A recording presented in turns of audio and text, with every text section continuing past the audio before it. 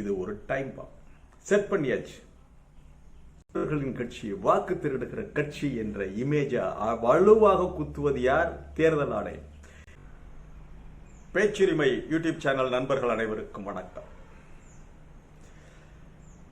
பூகம்ப விதையாக புயற்காற்றின் முகங்களாக தேஜஸ்வியும் ராகுல்ஜியும் பீகாரிலே பரபரப்பாக பரப்புரையாற்றிக் கொண்டிருக்கிறார்கள். அதாவது பிரச்சாரம் செய்துட்டு இருக்காங்க.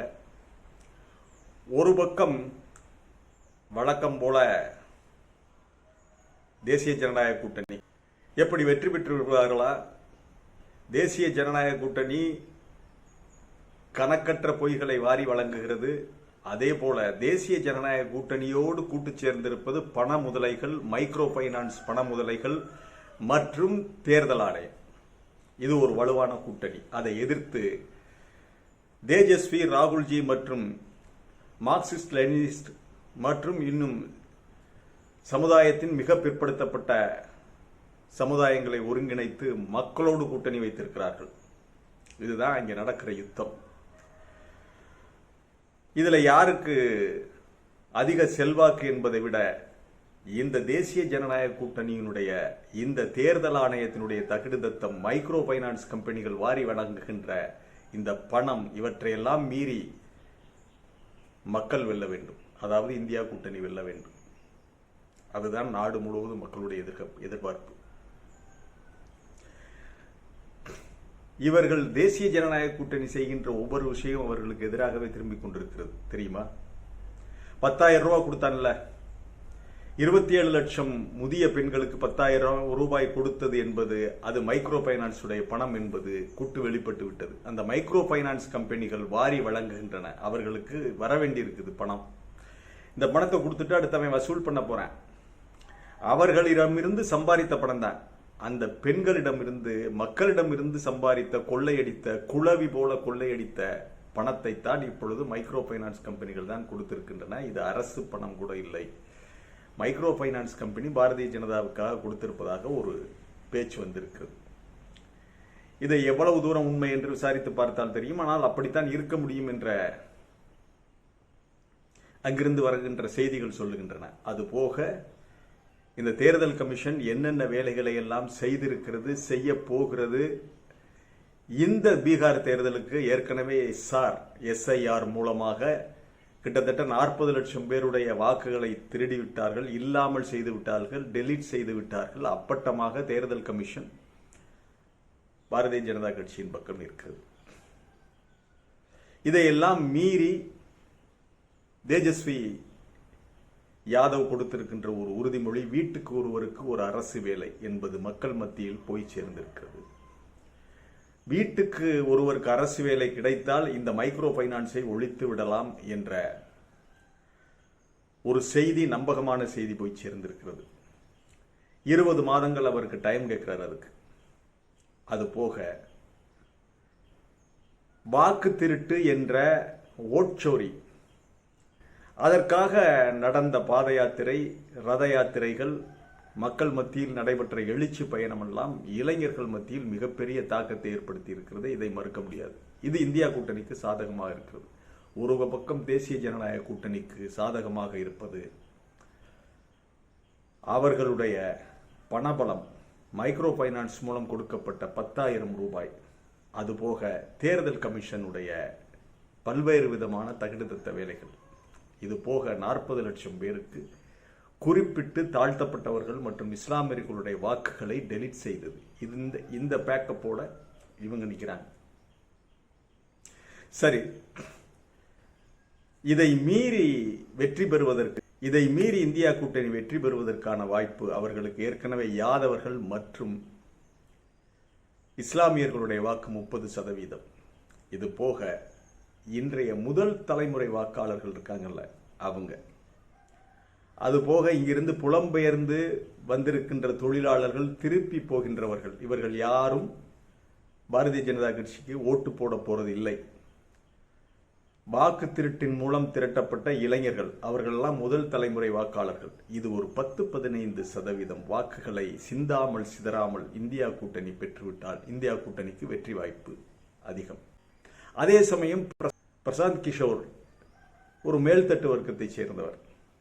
அதாவது பூமிகார், அந்த சரியாக தெரியவில்லை, ஆனால் மேல்தட்டு வர்க்கத்தை சேர்ந்தவர், பூமிகார் அல்லது பிராமின் அல்லது டாக்கூர், இந்த ஒரு ஜாதிக்குள்ள வர்றாரு. அவர் மேல்தட்டு வாக்குகளை நிச்சயம் அவர் வலுவாக பிரித்தால் அது பாரதிய ஜனதா கட்சிக்கு மிகப்பெரிய இழப்பாக மாறும். இப்ப இவங்களுடைய இந்தியா கூட்டணியுடைய டார்கெட் 101 தொகுதியில் நிற்கிற நிதிஷ்குமார் அந்த தொகுதிகளில் கடுமையாக மோத வேண்டும். அங்கே பாதிக்கு மேற்பட்ட 45 தொகுதிகளை கடந்த முறை வென்றார்கள். இந்த முறை 45 கீழே இறக்க வேண்டும். அதுபோக பாரதிய ஜனதா கட்சியை 60 தொகுதிகளுக்கு மேல் வெல்லவிடக்கூடாது என்று கங்கணம் கட்டி கொண்டு செயல்பட்டால் இந்தியா கூட்டணி மீண்டும் ஆட்சியை பிடிக்கும்.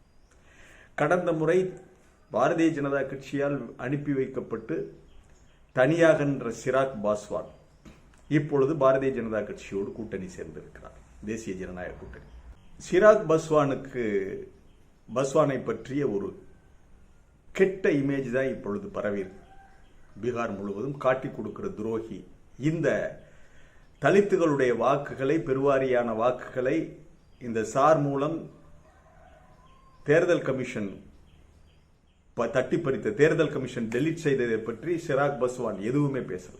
அதிகமாக கடுமையாக பாதிக்கப்பட்டிருப்பது இஸ்லாமியர்களும் தாழ்த்தப்பட்டவர்களும். அப்புறம் எதுக்கு நீ தாழ்த்தப்பட்டவர்கள் கட்சி வச்சு நடத்துற என்ற கேள்விதான் அங்கே எழுந்திருக்கிறது. ஆகவே சிராக் பாஸ்வான் வாக்குகளை மாயாவதி தனியாக 234 தொகுதிகளிலும் போட்டியிடுகிறார். மாயாவதி அதை அவருடைய வாக்குகளை கவர்வதற்கான ஒரு மிகப்பெரிய வாய்ப்பு இருக்கு. சிராக் பாஸ்வான் தன்னுடைய வாக்குகளை முழுமையாக வாங்கப் போவதில்லை. முழுமையாக சிராக் பாஸ்வான் தன்னுடைய வாக்குகளை வாங்கவில்லை என்றால் அது ஒரு பிளஸ் இந்தியா கூட்டணிக்கு. வீட்டுக்கு ஒருவருக்கு அரசு வேலை என்று இந்தியா கூட்டணி அறிவித்திருப்பது, குறிப்பாக தேஜஸ்வி யாதவ் அறிவித்திருப்பது இவர்களுக்கு கலக்கத்தை ஏற்படுத்தி இருப்பதால் இன்றைக்கு தேசிய ஜனநாயக கூட்டணி என்டிஏ என்ன அறிவிப்பு கொடுத்திருக்காங்கன்னா 1 கோடி பேருக்கு அரசு வேலைன்னு சொல்லி இன்றைக்கு அறிவிப்பு வெளியிட்டிருக்கிறார்கள். ஏன் 20 வருஷமா என்ன பண்ணிக்கிட்டு இருந்த என்ற கேள்வி வருகிறதல்லவா.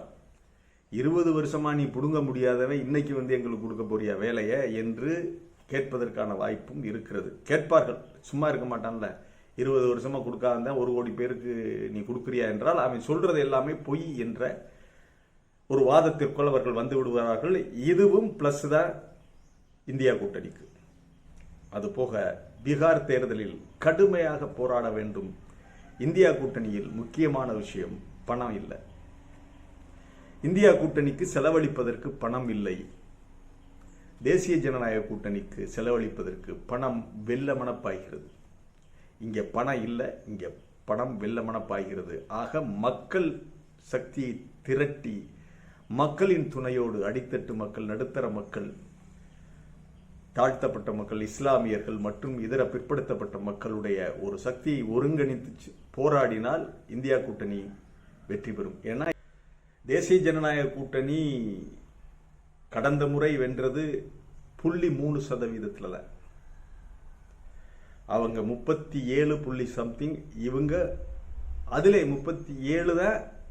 அதுல இந்த இந்தியா கூட்டணி ஒரு 37%, அவங்க 37.3 அல்லது 4%. ஒவ்வொரு தொகுதிக்கும் ஒவ்வொரு மாதிரி வேரியேஷன். அதுல 3%, 0.3, 0.4% வாக்குகளை தான் அவங்க ஜெயிச்சாங்க. இந்த அப்பொழுது இந்த வாக்குப்பதிவு எந்திரங்களில் செய்த தகுதித்தங்கள் எல்லாம் நமக்கு தெரியாது, இப்பொழுது வெளிப்பட்டு விட்டது. ஆக கடந்த முறை வாக்கு திருட்டு நடத்தியுமே மக்கள் அமோக ஆதரவை இந்தியா கூட்டணிக்கு அளிச்சிருக்காங்க. தட்டு மாதிரி தான் ஜெயிச்சிருக்காங்க வாக்கு திருட்டை நடத்தி. ஆகவே இப்பொழுது பிடிபட்டு விட்டான் திருடன். பார்க்கலாம், இப்பொழுது அமோக ஆதரவுடன் இந்தியா கூட்டணி வெற்றி பெறுவதற்கான வாய்ப்பு இருப்பதாகத்தான் நமக்கு தெரிகிறது. இங்கே இருக்கிறதெல்லாம் பணம் பிளஸ் தேர்தல் ஆணையம் அள்ளித்தருவதற்கு மைக்ரோ பைனான்ஸ் கம்பெனிகள் தயாராக இருக்கிறார்கள். அவர்கள் தான் வாரி வாரி வழங்குகிறார்கள். அதுபோக தேர்தல் ஆணையம். ஆக இந்த இந்தியா கூட்டணிக்கு இப்பொழுது செலவழிப்பதற்கு பணம் இல்லை. அவர்களால் இந்த அளவுக்கு செலவழிக்க முடியல. தட்டு தடுமாறி செய்கிறார்கள். இருந்தாலும் பிரச்சாரம் நடந்து கொண்டிருக்கிறது. வீதி வீதியாக போய், வீடு வீடியாக போய் மக்களை பார்க்கிறார். இன்றைக்கு சமூக வலைதளங்கள் இருக்கிறது, நிறைய இருக்குது. அதனால செலவு என்பது அது ஒரு பெரிய பொருட்டாக இருக்காது என்றுதான் நாம் நம்புகிறோம். ஆக இந்தியா கூட்டணிக்கு ஒரு வாய்ப்பு இருக்கிறது என்றுதான் நான் நம்ப முடியும். இதை விட ஒரு மிகப்பெரிய விஷயம் என்ன தெரியுமா?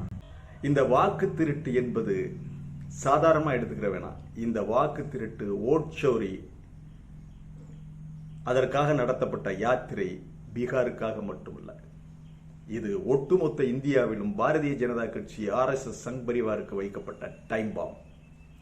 எங்கு பார்த்தாலும் பாரதிய ஜனதா கட்சி, சங்கி கூட்டத்தை, RSS கூட்டத்தை இது ஒரு வாக்கு திருட்டு கட்சி என்ற முத்திரை விழுக ஆரம்பித்து விட்டது.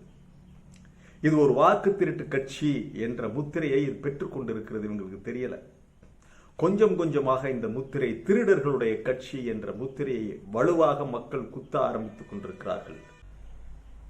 இது ஒரு வாக்கு திருட்டு கட்சி என்ற வலுவான முத்திரையை பெற்றுக் கொண்டிருக்கிறது பாரதிய ஜனதா கட்சி. இது ஒரு டைம் பாம் செட் பண்ணியாச்சு.